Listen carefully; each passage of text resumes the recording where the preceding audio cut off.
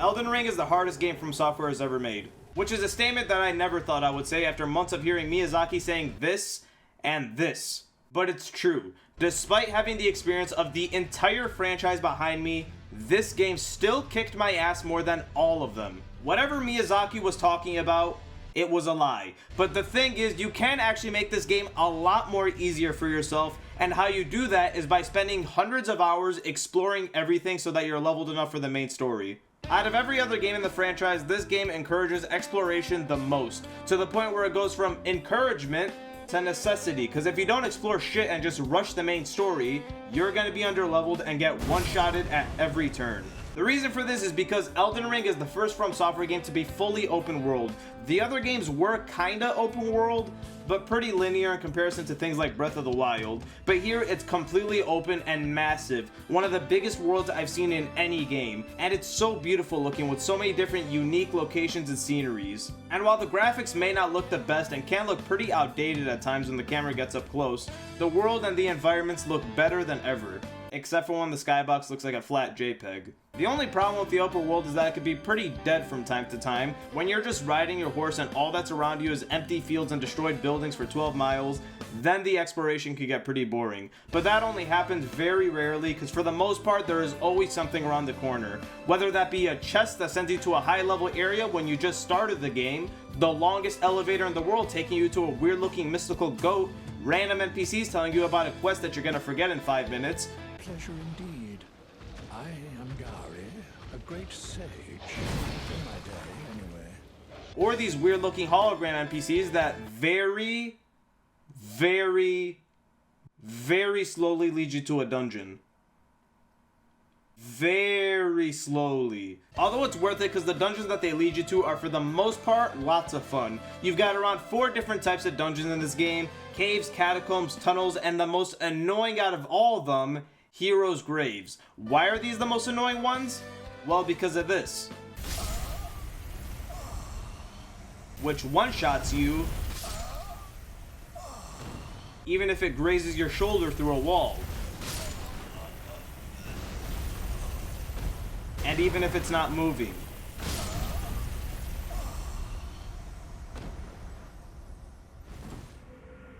Why do I play these games? But other than that torture, these dungeons are great, with my favorite probably being the catacombs. These ones have the most unique layouts compared to the rest, with your main objective being to find a lever that's hidden in the most annoying spots. They actually get pretty creative with how they want you to find these levers, with my favorite probably being the one where you have to teleport from chest to chest around the dungeon to get to it. Unfortunately, the enemies here are pretty lame, basically just a bunch of little stone dudes that are annoying as hell because their hitboxes are so tiny and they never stop. That is until you reach this one, where it looks like an entire war is taking place. Tunnels aren't as good, but they're worth it for the amount of loot that you can get. Sure, in late game this stuff becomes pretty unnecessary, but early game, seek these tunnels out. You can get a ton of stones to upgrade your weapons with. And my least favorite is probably the caves. I don't know, these ones just seem to consistently be the laziest out of all the dungeons. They're always super short and are kind of just a straight shot to the boss. The only time I saw a really unique cave was the one with invisible walls everywhere. And the boss of that cave fit the theme because they were also invisible.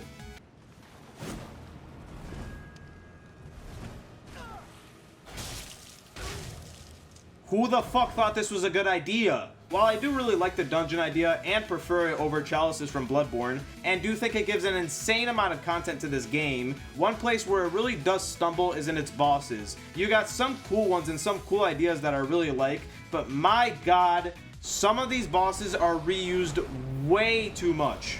And that goes not only for dungeons, but the game as a whole. Main bosses are for the most part safe from this problem, but random mini bosses just get abused in this game with the amount of times you'll have to kill them. I fought this weird snake tree boss around 5 times, maybe more than that. This weird asylum demon reskin is everywhere, and the only thing that they change is that one does poison damage and the other does magic damage. That's it. Look, I understand that in a 70-hour game with 80 plus bosses, having all those bosses be completely unique would be an impossibility. It would simply take way too much manpower and time. But just slapping a complete clone into an arena, giving it some more health, and then saying, okay, now go kill them, is just a no-go for me. I'm a little bit more tolerant when they change it up a bit. You know, throw some extra enemies in there to spice it up. Instead of just 1, have 2 or 3. But if your idea of changing up a boss is to have the dog's tail be electric instead of fire, or to just change nothing at all, then that's when this game starts to have a bit of problems. This game also has the reverse issue of this, where they take fucking cool-ass bosses that should be saved for one battle so that the charm isn't ruined, and turn them into an enemy type. This dog is a perfect example of this. You fight them in the main story, and it's a cool fight, fast and intense, it's really memorable. And then you come over here later in the game, and now it's a normal enemy, and that charm is ruined. The boss exclusivity that made it special is gone, and now they're just another normal enemy that you stab and kill.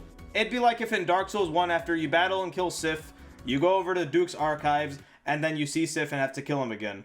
And it's not just exclusive to him, this was also a boss, and now it's an enemy type. This was a boss way too many times, and now it's an enemy type. I don't understand why they did this. This isn't a new thing though, they do this in every game, and I always found it to be pretty annoying, but at least in those games, it was an early boss that they turned into an enemy. Here they take a cool mid-game boss and turn them into an enemy, and I just really didn't like it. It was probably my only real big issue with this game. Everything else is great, including the main bosses, which are absolutely incredible. Genuinely the best in the franchise. They are so fucking good. I didn't dislike a single one of them. In my ranked video, I mentioned how I thought that Dark Souls 3 had the best bosses in the franchise. Well, despite that, it did have some bad ones. Yorm was disappointing, Osiris was disappointing, Wolnir was disappointing, and some others like Crystal Sage, Deacons, and Wyvern were just flat out bad. But in Elden Ring, there isn't a single main story boss that I consider bad or disappointing. They're all fantastic. I'll only show Margit's boss fight to avoid spoilers, but my god, they were able to figure out a way to make every encounter fun. They found a way to make a magic fight fun, a boss fight that the franchise has always seemed to struggle with, like with Nashandra in Dark Souls 2. She was a magic fight and was terrible because of it, but in this game they managed to find a way to make that work. They tried doing a fight similar to Yorm where you have to use a specific weapon to win, and it works far better here compared to in Dark Souls 3, and is actually insanely difficult but so good. They even throw in a bit of a puzzle boss that works pretty well. I won't get much more in depth because I don't want to spoil anything, but just know that this game's main bosses are fantastic. I just wish that they had reused some of the optional bosses a bit less. Welcome, Kang, to your punishment. Now for disobeying my direct orders, you are gonna have to go up against Buckskin Noble. Yeah! Now, fight!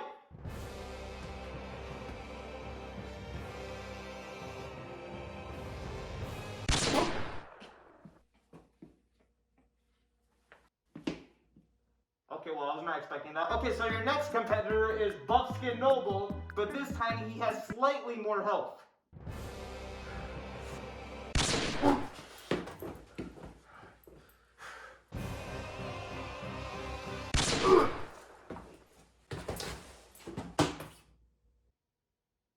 Okay, well, your third competitor is Buckskin Noble. Okay, wait, hold on. I just killed the same guy twice. Why are you setting them over and over again? No, it's not the same fight because this time he has a knife. A knife? Damn! I must have forgotten to balance into your level.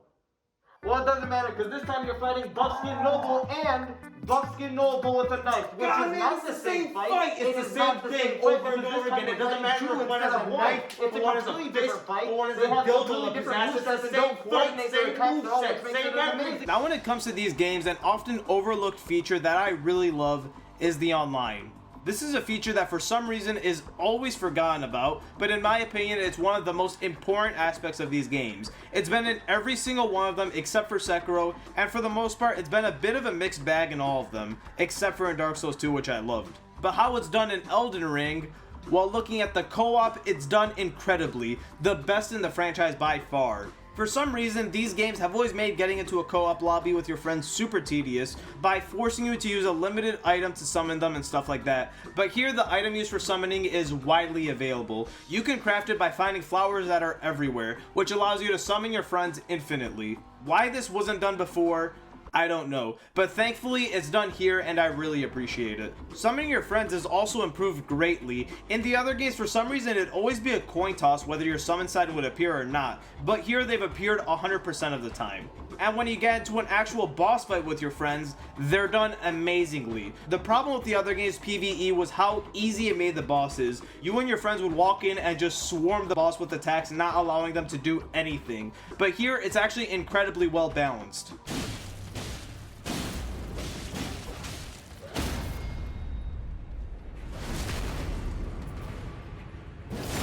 Sometimes. But where the online does stumble a bit is in its invasions. I'll be honest, it is better than majority of the franchise, but it could have been done better here.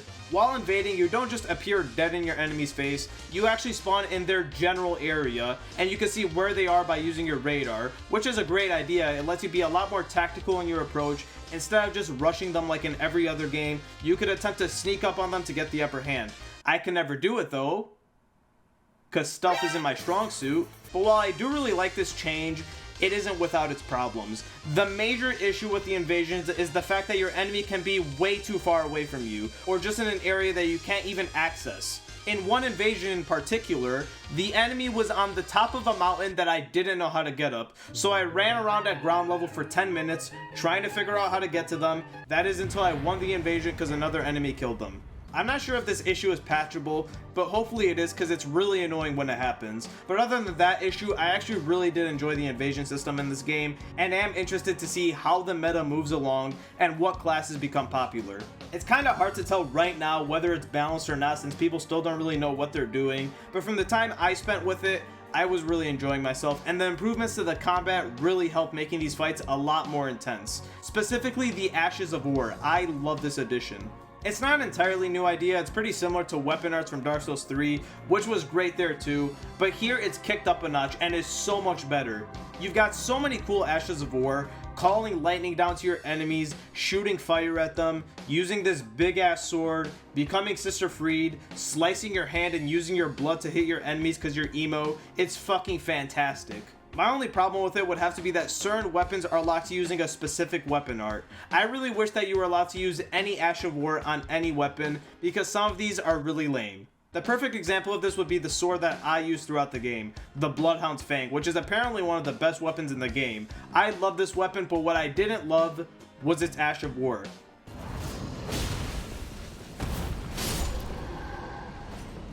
That's really lame, why can't I change it?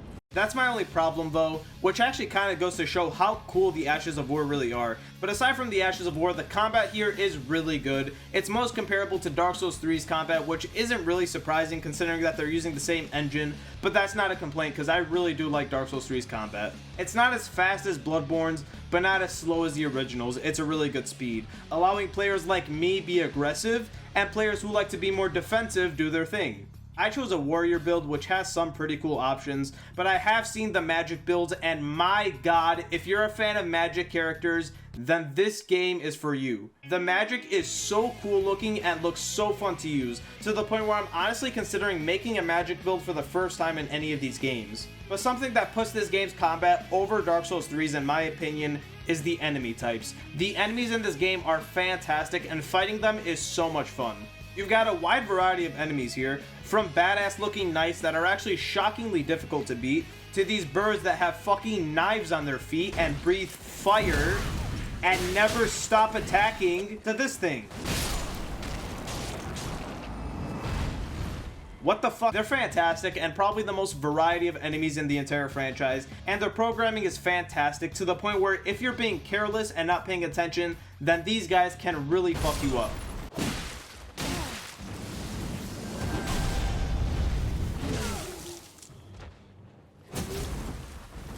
Although the AI isn't perfect, sometimes it does break and the enemies pull something like this.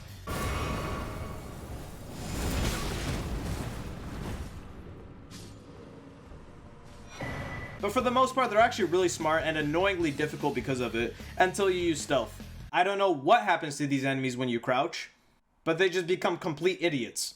But like I said, I'm shit at stealthing, so most of my encounters ended up like this.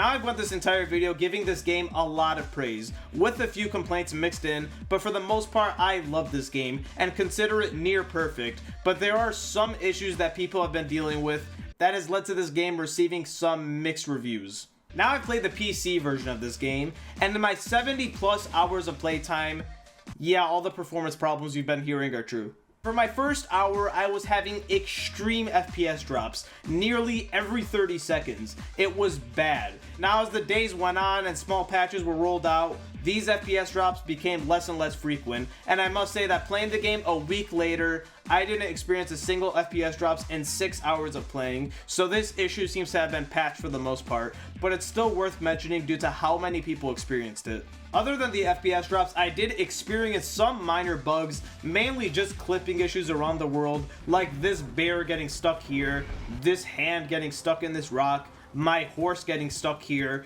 this dragon getting stuck and then committing suicide, and this boss not moving. Twice. The funniest one happened to a friend of mine though, who somehow managed to get stuck inside of an elevator, and then fell to his death. I don't even know how he did that. But aside from the FPS drops that have mostly been patched by now, and some of those minor bugs, Elden Ring is actually surprisingly a bug-free game, which I'm grateful for after dealing with games like this for the past 2 years.